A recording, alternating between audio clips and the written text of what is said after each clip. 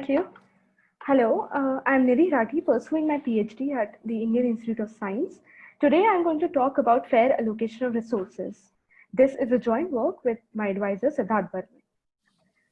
So, the theory of fair division addresses the fundamental problem of allocating resources among agents with equal entitlements but distinct preferences. In this work, we study the algorithmic aspects of fairly allocating a divisible and heterogeneous resource, typically known as a cake. Such resource allocation settings have been extensively studied over multiple decades in economics, mathematics, and computer science. So the resource is divisible in the sense that you can fractionally assign it, and it is going to be heterogeneous, that is, it is not uniformly valued. Furthermore, it may differ for different agents. Typical applications include things like land division, and land can be fractionally assigned and different people can value regions of land differently. The key highlight of this talk is that we established rare and interesting algorithmic results for cake cutting by developing efficient algorithms for fair cake division for a broad class of instances. So in the classical model of cake cutting, the divisible and heterogeneous resource, i.e. the cake, is modeled as the unit line interval 0, 1, and we're trying to divide the cake among n agents in this fair division exercise. Also, the cardinal preferences of agents over the cake are expressed in terms of numbers and specified by the density function f sub I. The subscript will identify the agent, that is, f sub I refers to the value density of agent I over the cake.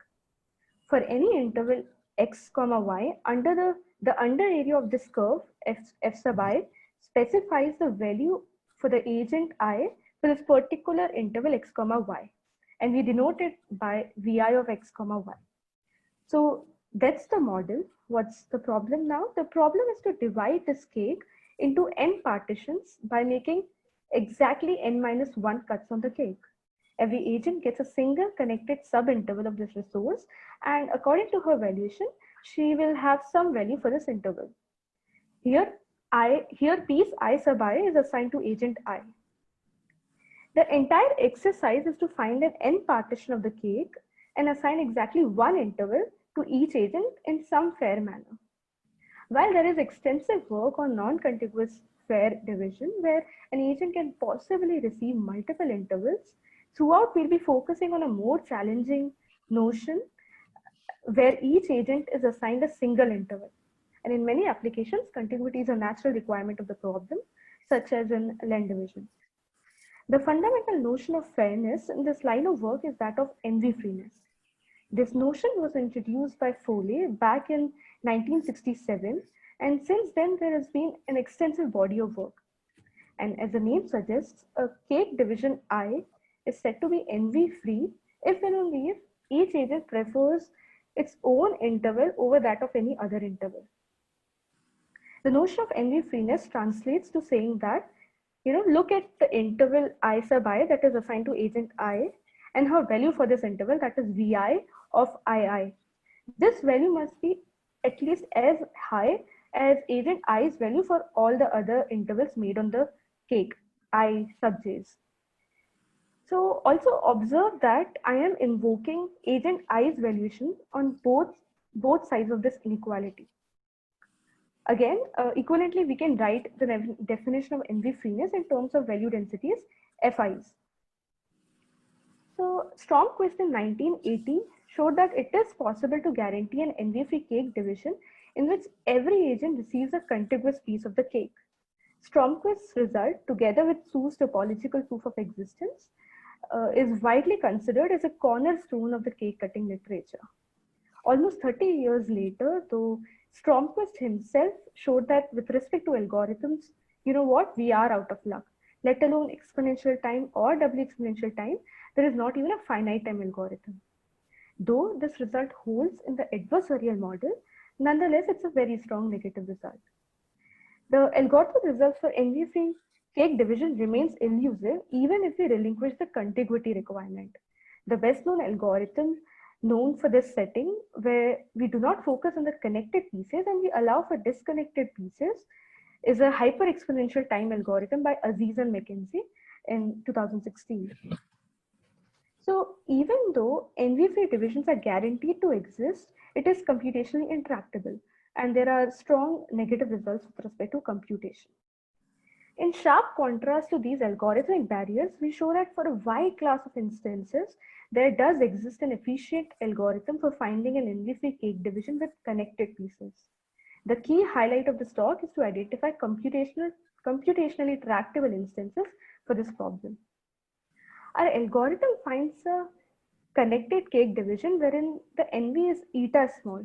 So in the definition of NV freeness, we just slap a minus eta term on the right hand side and we say that a cake division I is eta NV free if the NV is bounded by eta.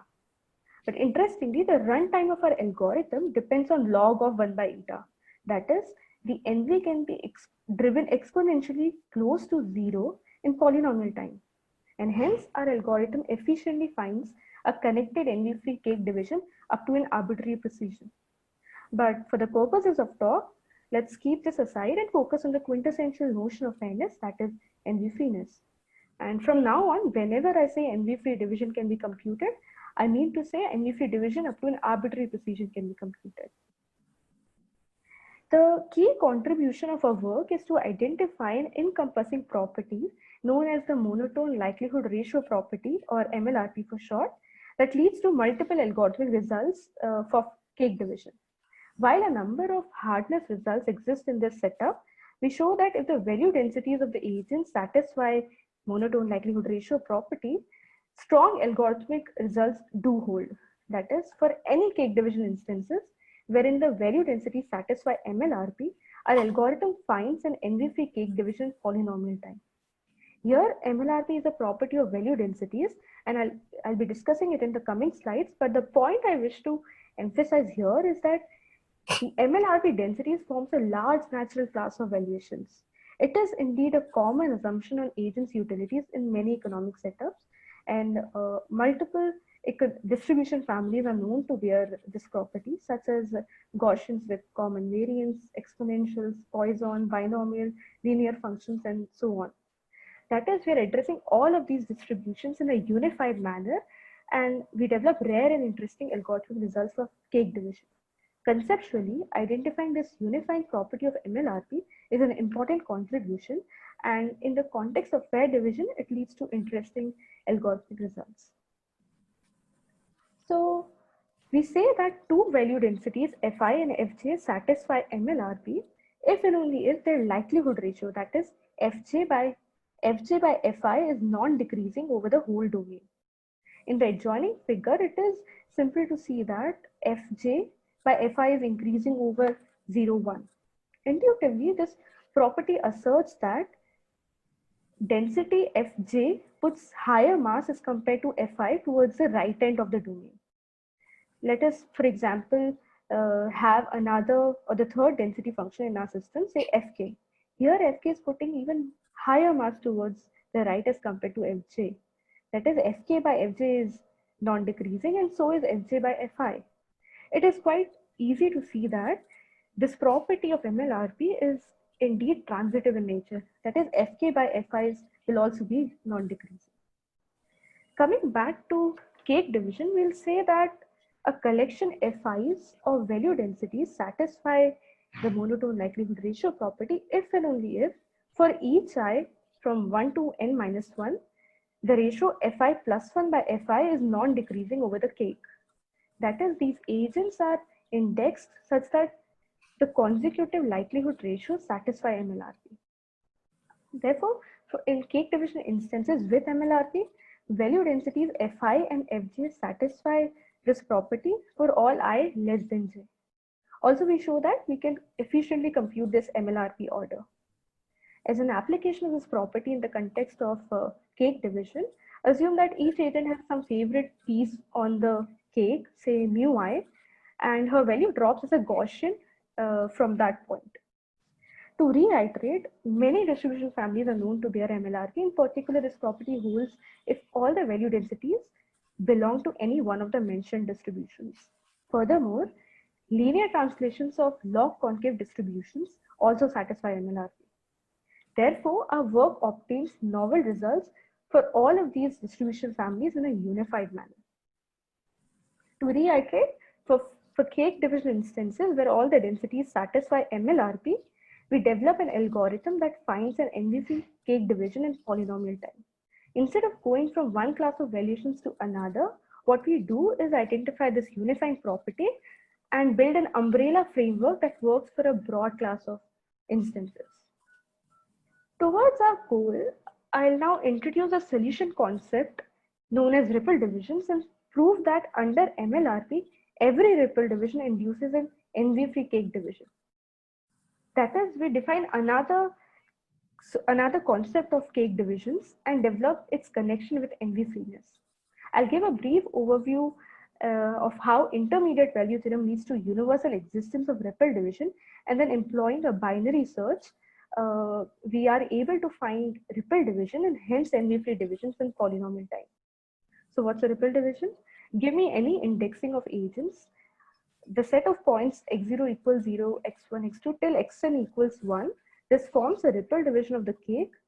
If and only if what happens is agent 1 values the first and the second piece formed equally, agent 2 values the second and the third piece identically, and so on. And in general, agent I values the ith piece, that is xi minus 1 comma xi, and the I plus 1th piece xi comma I plus 1, xi plus 1 identically. And this is strictly positive. Note that we will have this value equality constraints for all the agents till from agent 1 to n minus 1. We don't have any constraints for the last agent. Pictorially, what is happening is agent 1 has identical valuations for the first two pieces. Agent 2 is indifferent between second and third piece. And this goes on till agent n minus 1 values the last two pieces identically. Recall that a ripple division is with respect to an indexing of agents. And once the first cut is fixed, all the subsequent cuts are fixed as well. In particular, given x1, the second cut x2 can be identified from the condition that agent 1 must value the first piece 0, x1 and x1, x2 equally. Give me now x1 and x2. x3 can be identified uniquely because now agent 2 will be valuing the second and the third piece equally, and so on. This continues till the last cut is made on the cake with respect to agent n minus 1's valuation.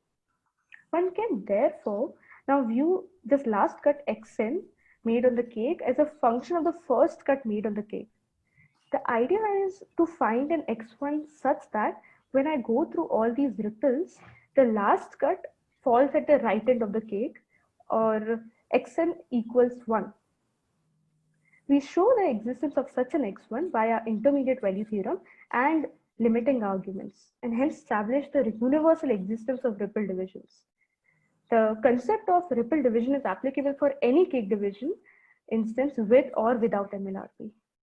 So now, having understood the concept of ripple division and knowing that they always exist, let me now bring in MLRP densities to show that how it will relate to NV freeness.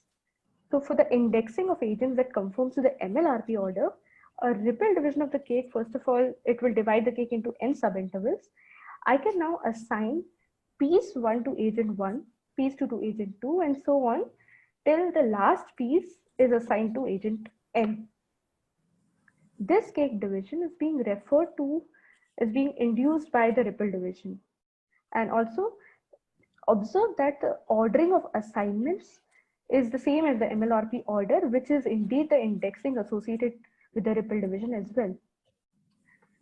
Now, ripple division mandates the absence of NV between the consecutive agents. That is, agent 1 does not envy agent 2. Remember, because agent 1 had the exact equal value for the first and the second piece. Similarly, agent 2 cannot envy agent 3 because again, he values the second and the third piece equally, and so on. Interestingly, what we establish is that under MLRP densities, this relaxation suffices and the ripple division induces an NV-free cake division. This is it. The cake division that I just described induces an NV-free cake division. One of the takeaways from this talk would be that under MLRP densities, these new concepts, ripple divisions, induces NV-free cake division. Consequentially, for cake division instances with MLRP, we develop an alternate proof of existence of NV-free cake divisions. To summarize, we establish the universal existence of ripple division through intermediate value theorem or one-dimensional fixed point argument, and then show that under MLRP densities, this induces NV-free cake divisions. Since one can now use binary search to find fixed points in the one-dimensional setting, our proof in fact leads to an algorithm for finding ripple divisions and hence NV-free divisions as well. Therefore, we show that the problem of finding NV-free cake divisions for such a large natural class of valuations reduces to the problem of finding fixed point of a 1D function. This enables us to develop efficient algorithms to find NV-free divisions for instances with MLRP. To conclude, in the light of algorithmic barriers to find a connected NV-free cake division, we identify a broad class of value densities that admit an efficient algorithm for fair cake cutting. We recognize an encompassing property known as the monotone likelihood ratio property that enables us to develop these algorithmic results. Furthermore, we prove that under MLRP, there is absolutely no trade-off between fairness and economic efficiency. In particular, we're proving that every NV-free cake division would be Pareto optimal. In addition, we also explore various welfare notions such as social welfare, mass social welfare, and egalitarian welfare. Therefore, the current work studies the algorithmic aspects of contiguous cake division under the monotone likelihood ratio property and develop efficient algorithms for cake cutting. One of the relevant threads for the future work would be to generalize these ideas to, say, value density satisfying first order stochastic dominance. Another interesting direction for future work would be to identify tractable classes through MLRP in other computational social choice contexts, such as discrete fair division and so on. Thank you. That will be all.